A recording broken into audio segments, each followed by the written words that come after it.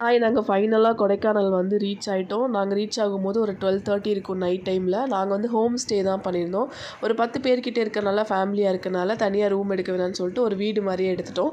So morning வந்து அங்க வந்து ஃபுட்டெல்லாம் குடுக்கல. ஃபுட் வேணும்னா நீங்க ஒரு 2 ஹவர்ஸ், 1 ஹவர்ஸ்க்கு முன்னாடி சொல்லணும் அப்டின்னாங்க. ஸோ நாங்க அத சொல்லல நைட் லேட்டா வந்தனால. ஸோ காஃபியும், பிஸ்கட்டும் மட்டும் சாப்பிட்டுட்டு, இப்போ தான் அந்த லேக் ஏரியாக்குட்ட உள்ள என்ட்ரன்ஸ் ஆனோம். ஸோ அங்கேருந்து போறதுக்கே ஒரு 1 ஹவர் ஆயிடுச்சு. எப்பவுமே லாஸ்ட் டைம் வந்து கொடைக்கானல் வந்தப்ப மன்னவன் ஒரு பிளேஸ் வந்து எங்களுக்கு ரொம்ப பிடிச்சிருந்துச்சு. பட் பார்த்த இடத்தையே பார்க்காம அடிக்கடி கொடைக்கானல் போகிறோம். ஆனால் கொஞ்சம் பார்க்காத இடத்த பார்க்கலாம் அப்படின்னு சொல்லி பிளான் பண்ணிவிட்டு 2-3 பிளேசஸ் ஃபிக்ஸ் பண்ணி வச்சுக்கிட்டோம்.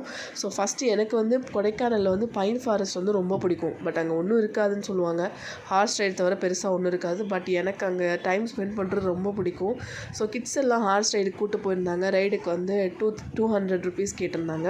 ஸோ அவங்கள மட்டும் ஒரு ரவுண்டு கூட்டிகிட்டு போயிட்டு கொஞ்ச நேரம் அங்கே உட்காந்துட்டு அவங்களுக்கு ஃபோட்டோ ஷூட் பண்ணோம் பசங்க எல்லாத்துக்குமே பண்ணிவிட்டு. ஸோ பிரேக்ஃபாஸ்ட் சாப்பிட்றனால எல்லாத்துக்கும் பசிக்க ஆரம்பிச்சிச்சு. குட்டி குட்டியாக குழந்தைங்களுக்கு ஸ்நாக்ஸ் வாங்கி கொடுத்துட்டு நாங்கள் பைன் ஃபாரஸ்ட்டை விட்டு கிளம்புறதுக்கே கிட்டத்தட்ட 1.5 மணி நேரம் ஆயிடுச்சு.